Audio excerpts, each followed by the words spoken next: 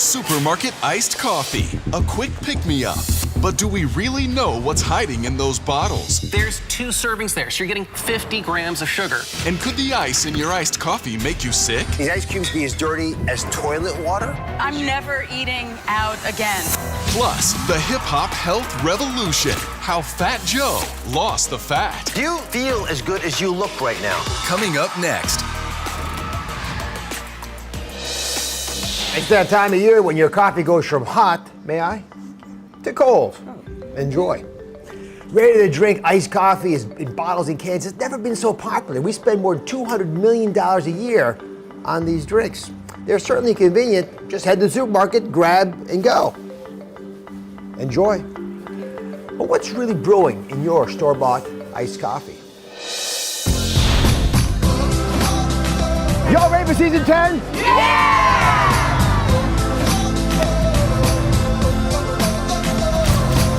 I love you, Becca.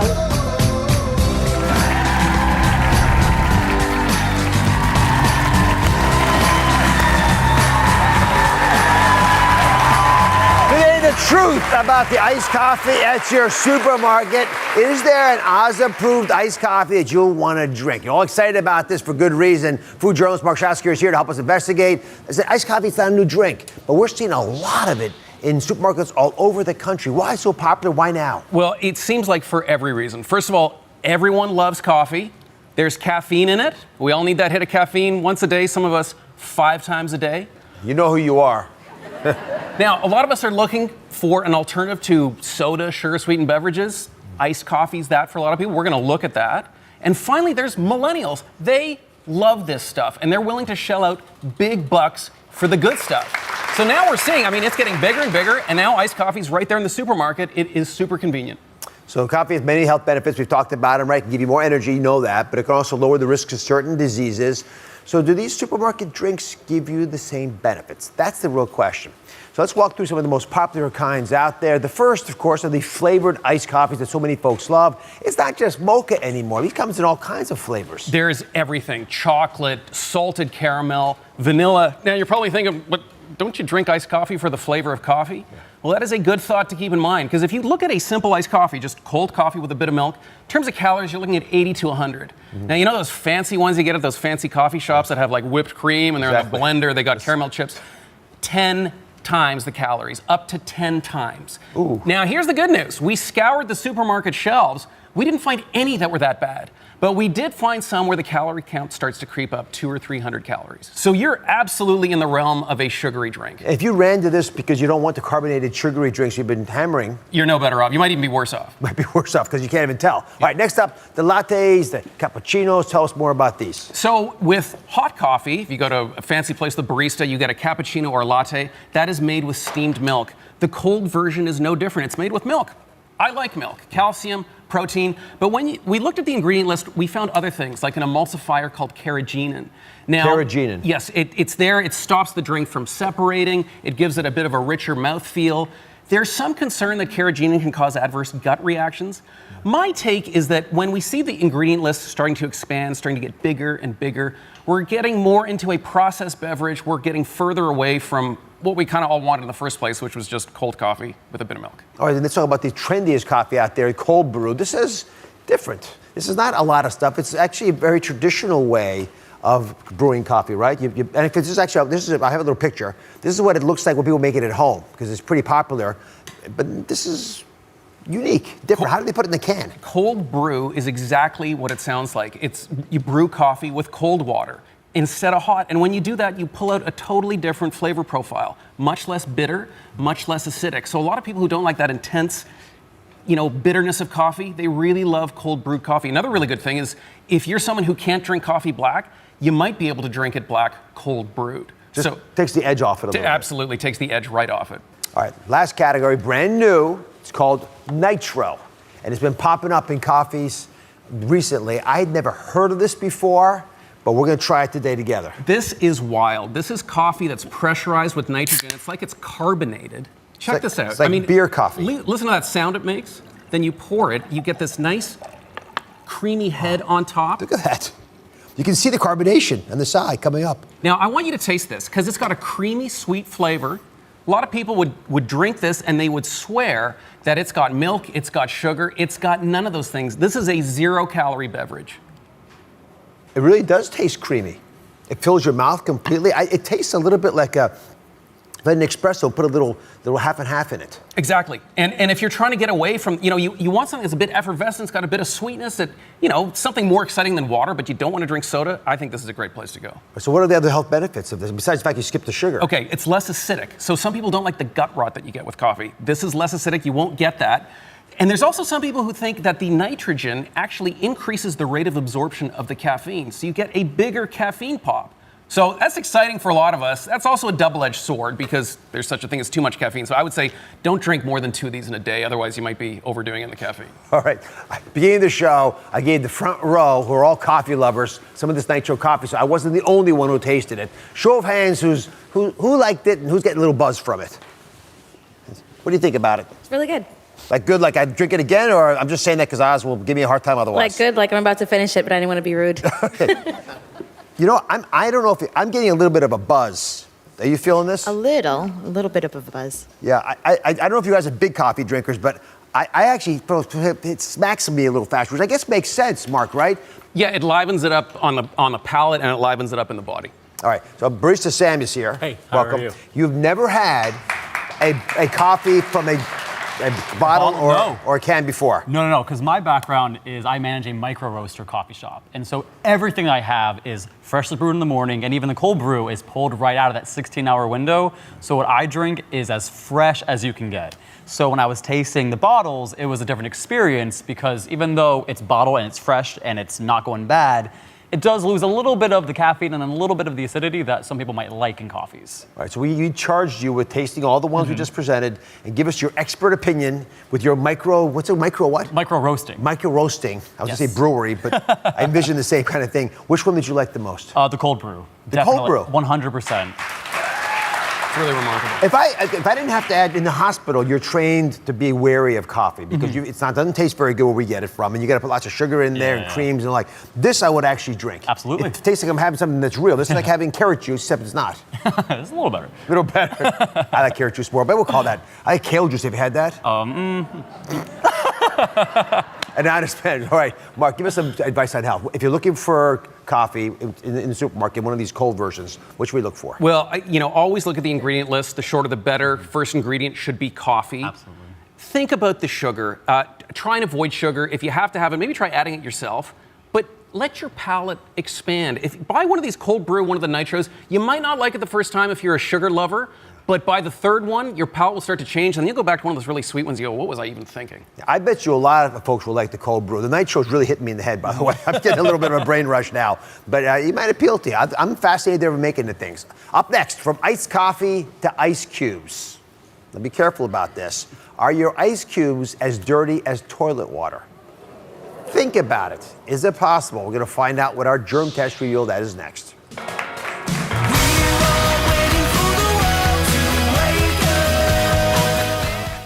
Ted Bundy, his last brutal attack before his capture, a college sorority house. One survivor speaks out. When he attacked me, my jaw was shattered, my cheek was torn open. Plus, buyer beware. There's blood everywhere. There's a woman screaming. When murder houses go up for sale. They've changed the address, they've reconstructed the house, but still it hasn't sold. All new Oz. That's coming up tomorrow.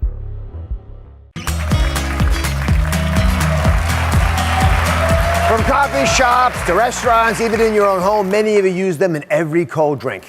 Ice cubes. But just how dirty are these ice cubes? Can these ice cubes be as dirty as toilet water? Think about that. We're revealing what our germ tests revealed and what you really may be drinking when you add ice to your drink. My viewer Marla is here. We swapped her ice machine at home. We'll get to that in a second, but you love ice. I understand you even chew on ice, which you shouldn't do, by the way. Why? Because it can hurt your enamel, but what do you love about ice so much? It freezes my taste buds. Yes? It's refreshing. I don't know. It's better than smoking a cigarette. How about that? But if I had a choice, I'd chew on the ice. That's Thank you. good Me to too. know. That's why I let's do go it. meet Peter Delucia over here, Okay. our health inspector, to help find out exactly how dirty your ice cubes may be. We're not going to panic you yet. So a lot of us think that because the ice is frozen, it can't possibly harbor bacteria because the bacteria die in the cold, right? Well, you think that, you take a look at the ice, and just because it's clear doesn't mean it's clean. Basically, it's scary, but freezer temperatures, they don't kill bacteria, they don't kill viruses. In fact, with bacteria, on the most part, it just kind of slows things down and they're not multiplying, for the most part. But at the end of the day, once that ice winds up in your drink and it starts melting, if it's contaminated, it's going to make you sick. Ugh. So what kind of bacteria are we talking about here? Well, you know what? It's all types of bacteria. You think scientists have been preserving bacteria by freezing them, for months and years at a time. But what I'm concerned about are those foodborne pathogens. I'm concerned about E. coli, Salmonella, Listeria, and I'm concerned about viruses like norovirus and hepatitis A. The biggest contamination of ice are your hands and getting those bacteria in there. So what happens is you're scooping and your hand goes into the ice. Oh, yeah. You're not paying attention. In commercial ice machines, you're required to have a scoop. The scoop's supposed to be outside the machine. They leave it in the machine. What happens? It keeps making more ice. The scoop winds up being buried. So next person comes along, oh, I need to fill up the ice bucket to bring upstairs. The hand goes in here. They just contaminated the ice. All their jaws are dropping, the whole audience, just like yours. I'm never eating out again. And Never. ice machines are not that easy to clean. So it's something that, needs to be done on a regular basis. So one of the things, a recent study showed that 100%, think of it, 100% of ice machines swabbed in the study at 5 hospitals and 2 nursing homes all came up positive for bacteria or funguses. Okay. So just so you know, this is not theoretical. We went one step further. A study looked at restaurants, places we all eat. 6 out of 10 of them, of the restaurants, didn't just have bacteria. They had more bacteria than the water in the toilets of those restaurants. Okay, I really feel like I'm going to throw up. The good news is we're not getting tons of foodborne illnesses. I don't want everybody to be scared and never have ice again, but it's buyer beware. Be careful. Take a look at situations. Another concern that I have too, which we find a lot of times we do inspections, is you'll see bottles in ice. People put things in to be cool at the bar. Well, those bottles would touch with your hands. That's infected the ice. If you ever see ice coming from there, you don't want that. Okay, so no restaurants and no parties. No. All right, that's it. No more. But here's the question. Are you safe at home? Since you allowed us into your home, we actually did a little experiment. We got some ice, and we got some of your toilet seat. Just saying. I am so embarrassed. It is time to reveal. No one's going to ever come over. No one's coming to your house. The results of the germ tests. Are you ready? Now remember, you want a number below 50. Anything above 50 is considered dirty. It doesn't mean you're going to get sick. But anything above 50 is not optimal. Water should be definitely less than 50. So Marla's freezer germ count was 112. Now, before we all gasp too loudly, what was your toilet seat? And it was 143. So it's sort of close. A little too close, I think. So here's the question. How often do you clean the ice maker in your freezer? And your answer is? A couple of times a year.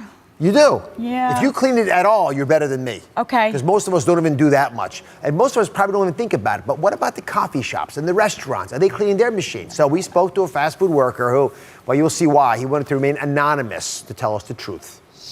I worked in the food industry for almost a year now, and every shift we had about people complaining about dirt in their drinks. At least 3 to 4 people a night complaining about this. I believe it came from the ice. The ice maker was never clean.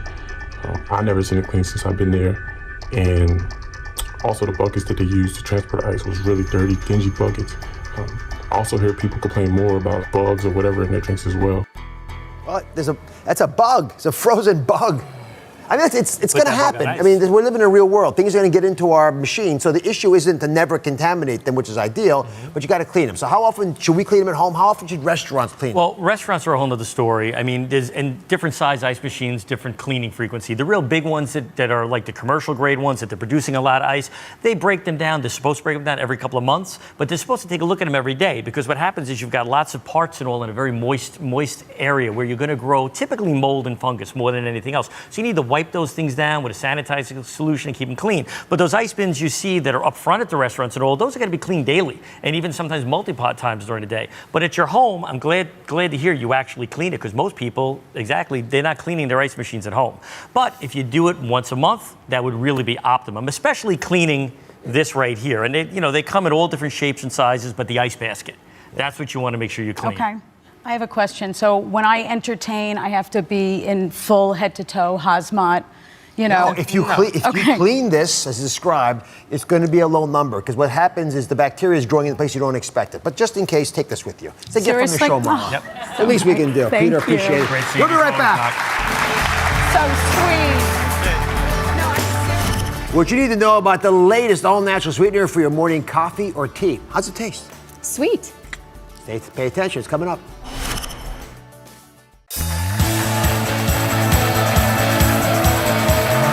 We are back giving you the truth about the sweetener you're adding to your morning cup of coffee or tea. Now, nutritionist Keri Glassman is going to go take us beyond. Yeah, give her a hand. She knows all about this stuff. Go beyond the pink, the blue, and the white packets to break down 2 new all-natural options that people are talking about. She's here with Raquel, who is looking for a new way to sweeten her morning coffee.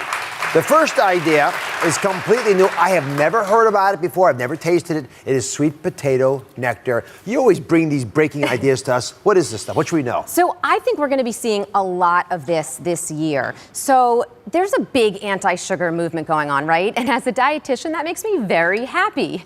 Manufacturers, however, are looking for ways to please consumers' desire to still use sweetener. And I think this is a prime example of that. Also, it's a great alternative for vegans instead of honey. Yep. So that's a great option there. And then from a sustainability standpoint, it's really interesting. What they use the ugly potatoes that would normally be thrown away and not sold at grocery stores. So that's a good thing too. As I process this, Raquel, your thoughts?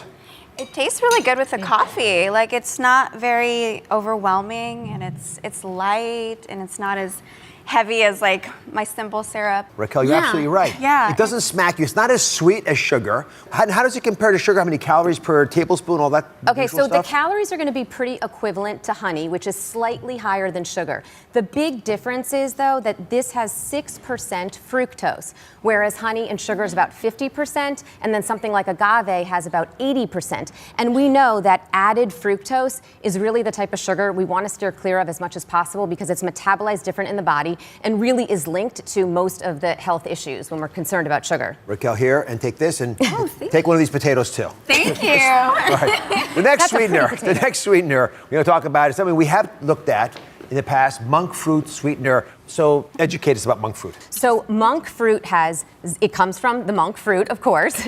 It has a very religious fruit. It has, I like that. Vespers. It has 0 calories, but it's about 200 times sweeter than sugar.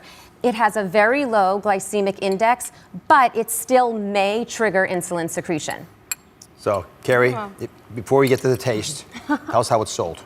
Okay, so you can find it in a granular form similar to sugar. You can find it in a liquid form, and then you can also find it in a powder form. So it is a good option. The only thing I'll say is, if you don't use any sweetener at all, don't start adding something in, even if it has 0 calories, because then you might just increase your cravings for sweets in other places. Avery, would this do it for you? I think it would, because I don't like that fake taste of those other artificial sweeteners, and I think this would do it in 0 calories, so it's kind of nice. And it's not artificial. The taste is fabulous. You like the taste, I gather, right? Yeah, I do. Again, it's got plenty of sweetness to go around, and I can't see any reason not to do it. Toast to you and your good ideas. Thank you. As you go back to, as you go to break, I got a new idea for you. To sweeten up your green tea. You can make it into a smoothie, sweetened the natural way with fruit and honey. Take a look.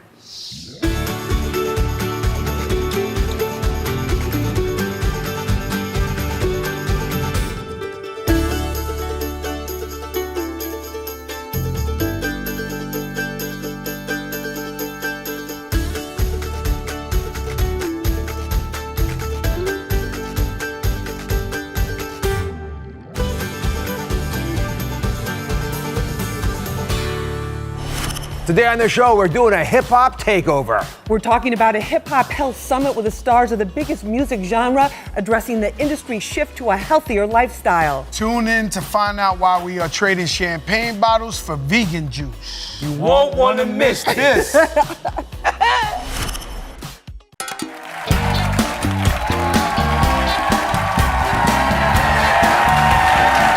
Sometimes the fame and fortune of the music industry means living large in more ways than one. Today, an important hip-hop health summit with some of the biggest names in hip-hop coming forward about a new rapper revolution, a move away from excess towards healthy eating and living. One of the best-known rappers of all time, Fat Joe, is here today to reveal how he lost the fat, changing his body and his mindset. Reporting from the front lines of the hip-hop health crisis is Fox 5's Lisa Evers. You gotta love every nasty thing he says. Listen, Lisa's here with Styles P and Jadakiss in a few minutes, but this hip-hop health summit is gonna start with a man, a larger-than-life persona who's recently dropped 100 pounds. Please welcome five-time Grammy-nominated hip-hop artist, Fat Joe.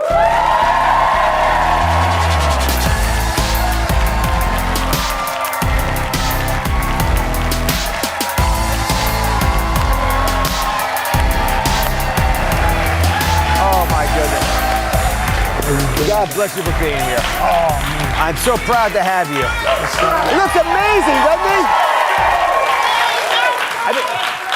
it? And they're proud of you. Yeah, Dr. Oz.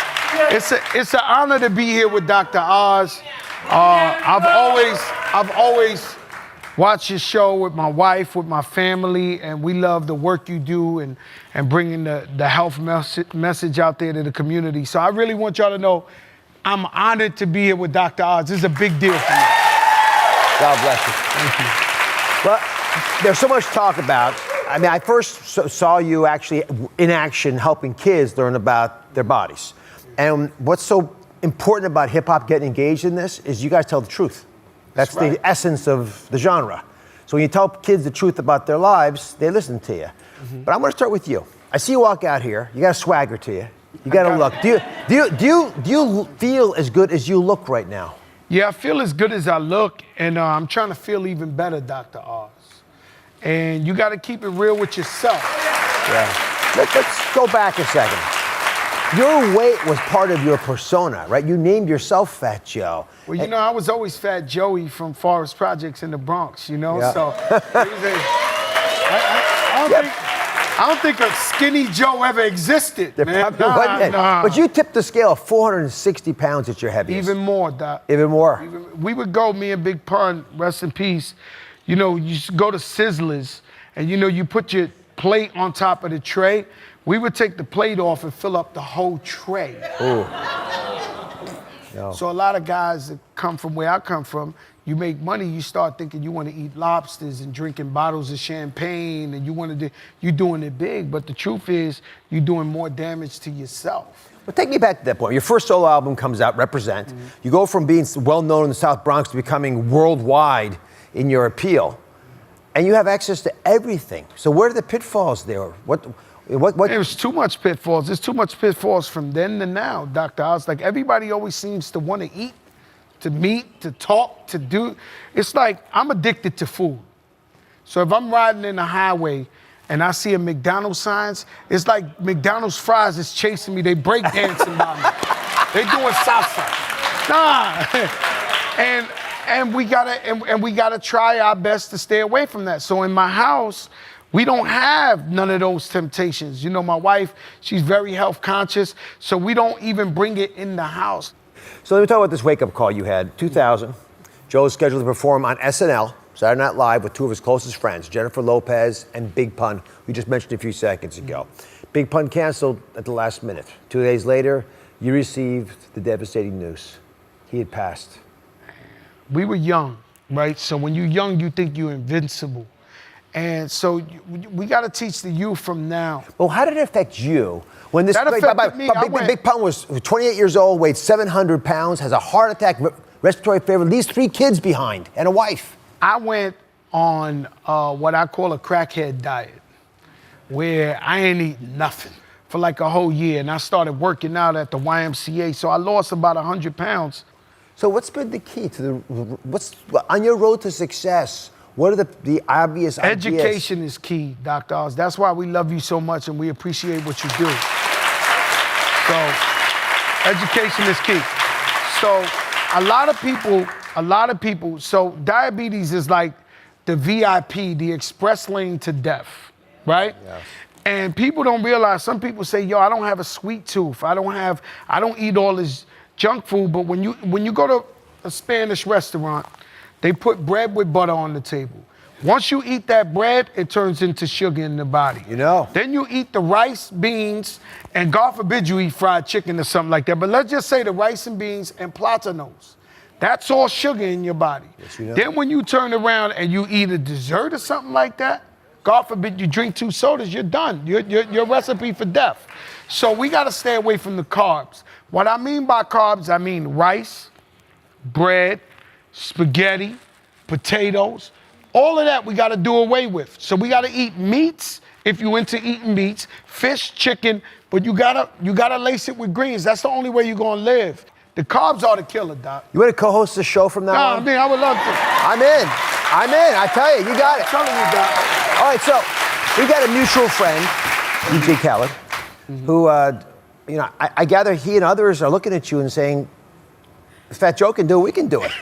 Khaled is my little brother. I discovered him, and he, one day he called me up and he said, what's the gimmick? What's the secret? And I said, what you mean, what's the gimmick? Nah, you got a secret. Your neck is skinny. So I'm like, yeah. So I said, he's possessed with this neck skinny thing, right? So I said, Khaled, man, there's no other gimmick. We got to stay off the carbs. We got to work out. So he had Weight Watchers help him with the diet. I put some workout routines with him, and I kept calling him every day, FaceTiming him every day, and now he lost close to 50 pounds. So that's what I did to Khaled. Before we go to break, one question about someone else you care a lot about, J-Lo. Oh, I love J-Lo. She's a machine.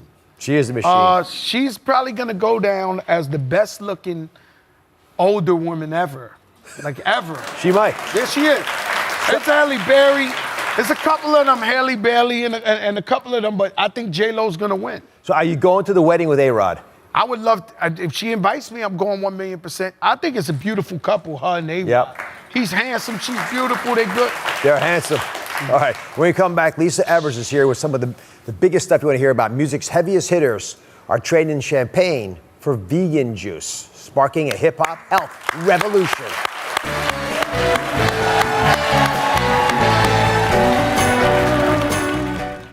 I love getting to talk with you on my show every single day. But when the cameras stop rolling, the conversation is not over. I still have a lot that I want to talk about.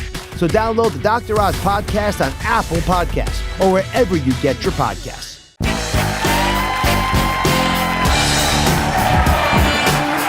For years, it seemed like the hip-hop community has kept quiet while its biggest stars battled health problems due to lives of excess.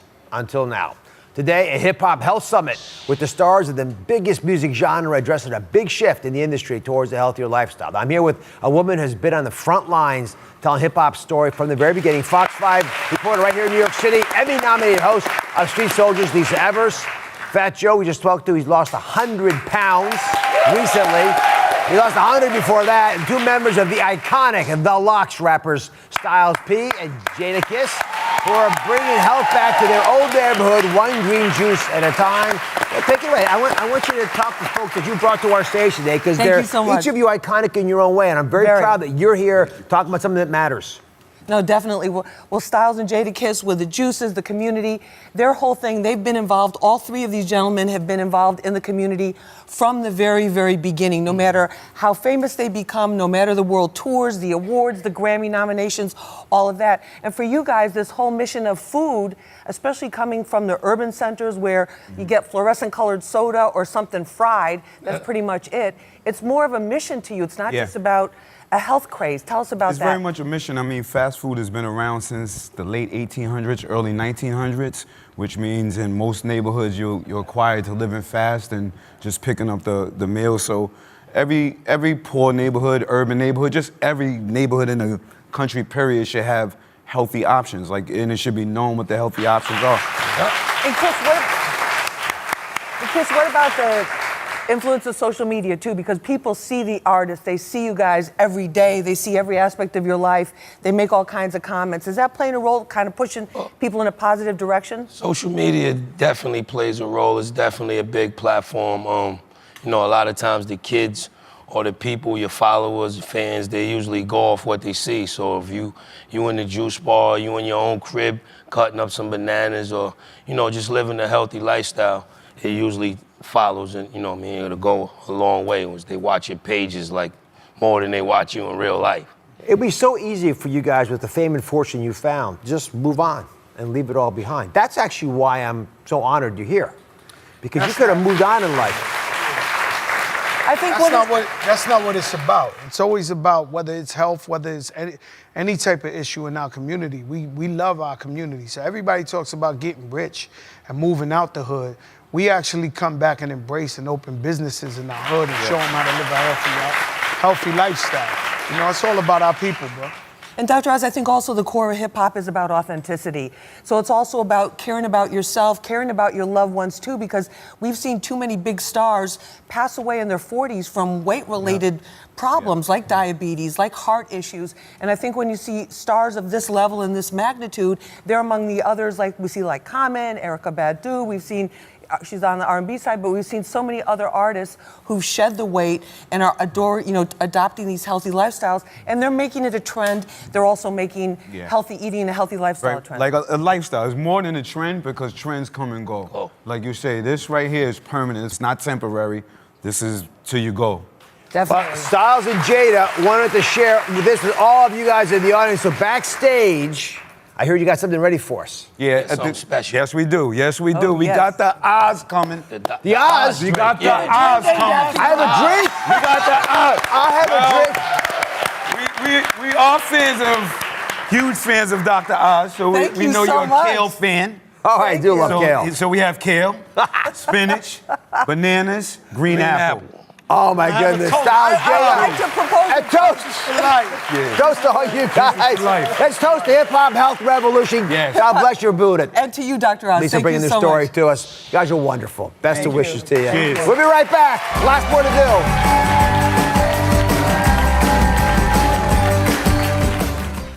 Ted Bundy, his last brutal attack before his capture. One survivor speaks out. When he attacked me, my jaw was shattered, my cheek was torn open. Plus, buyer beware. When murder houses go up for sale, all new Oz. That's coming up tomorrow.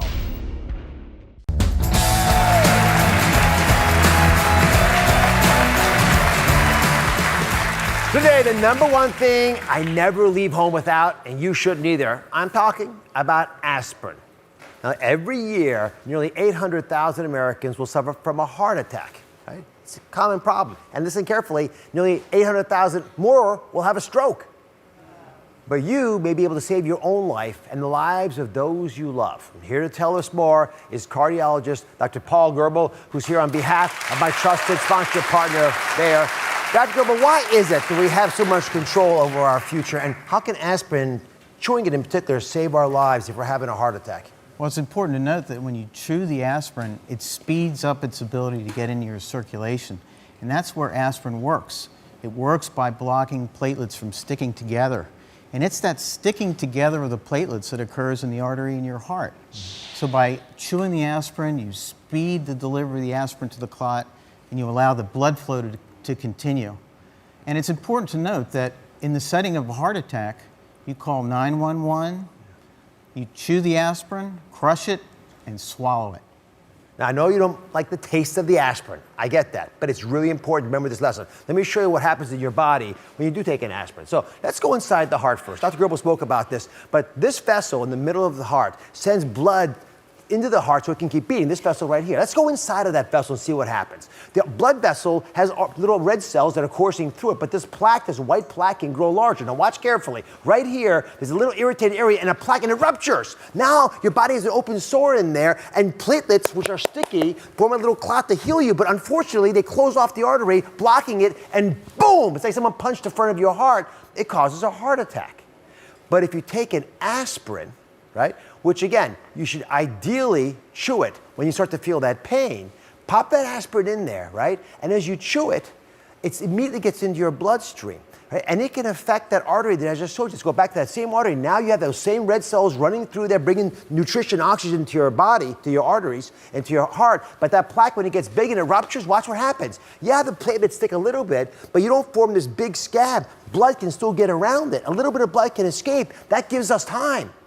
That makes it possible for us to get in there and push this open with a stent or do bypass surgery or melt this clot away. We can do lots of things to save you. Just give us the time to help you. Dr. Germy, you say that aspirin and having a good regimen for it is crucial if you've already experienced some type of a cardiovascular event. Well, that's because patients who've had a cardiovascular event have proven that they can already form a clot, a serious clot, in the heart or in the brain. And it's in these patients where aspirin is particularly important.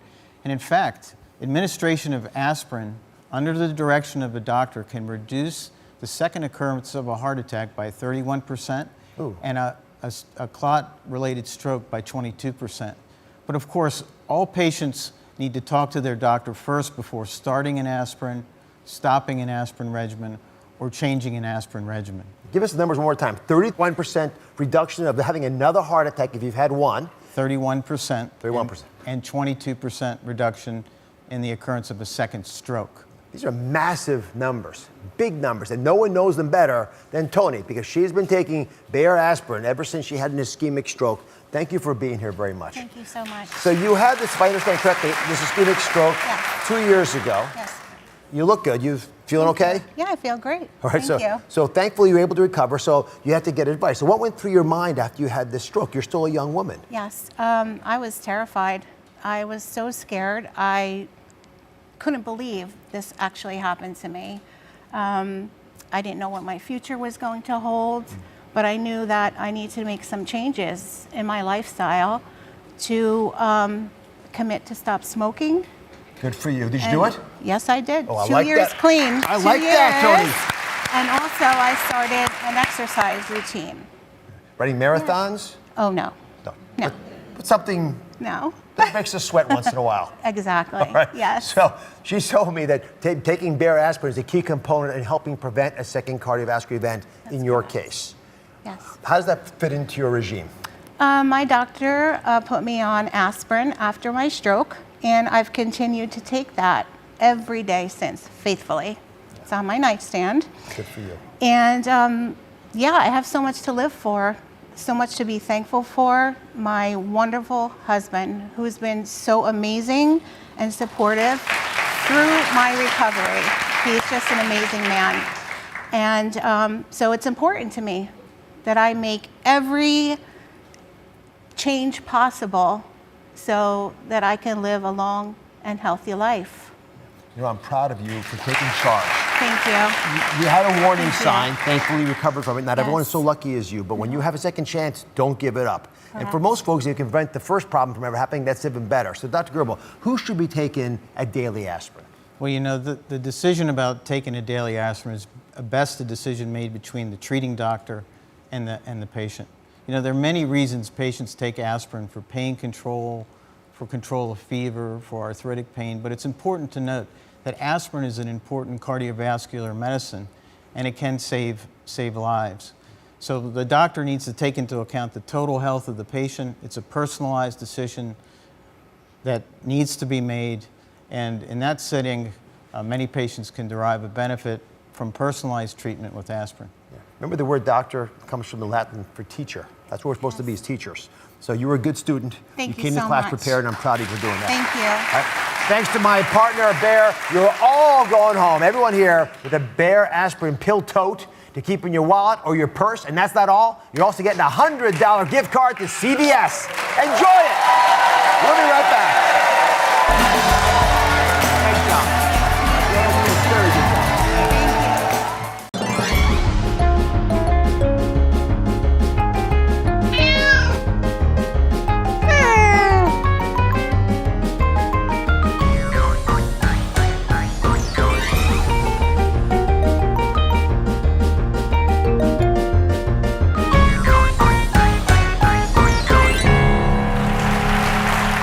I love those. If you're a cat owner, then you know your cat can get into anything, just like those cats we saw. This is my family cat. We call him Baby Cat. Actually, Daphne originally got him, but we've adopted him into our family. So when we read that an uber popular household item can be especially dangerous to cats, well, I wanted to find out more. Dr. Heather Lenzer's Senior Veterinary Officer with the American Animal Hospital Association is here with a warning. So what is this potential new danger that cat owners should be worried about? It's actually essential oils. Just like oil and water, cats and essential oils don't mix. And the reason is their liver is lacking very specific enzymes that help metabolize and break down certain drugs. Dogs and people have this enzyme, but cats don't. So they're sitting by a diffuser like this. They get the oil onto their fur and they ingest it. Because you know how they like to keep themselves clean. Fastidiously. Exactly. There they are. Look at Right. licking. Exactly. Pawing. Or they can inhale it as well. And so some people actually accidentally, thinking they're doing the right thing, will try to prevent things like fleas by putting essential oils on their cats. So not only is it not effective, it actually can be toxic as well. So what do you do if your pet is exposed to some of these essential oils? Well, especially if they start showing signs like vomiting, diarrhea, difficulty breathing, like if a cat ever is panting, they need to go to the vet. That's an emergency. And you want to make sure that in an emergency, the hospital is accredited by the American Animal Hospital Association, so they can take the great care of your animal. But if if baby cat's not panting, but they got the remote, can I shampoo it off? How do I clean it? You get the solution to pollution is dilution. So you can actually just give them a quick bath with a degreasing shampoo. Even something like dishwashing detergent is fine. And options. If you like the smells, as my wife does very much, but you don't have essential oils, you have a fail-safe backup. Something soy-based candle would be a great idea. You just keep it away from your cat. You know how curious they can be. Yes, but this would end up in the ground for us, but this is what we actually do right now to keep our cats safe. Excellent. Thank you very much. Thank you. Have a great day. Together, change is happening, my friends. Our journey is just beginning.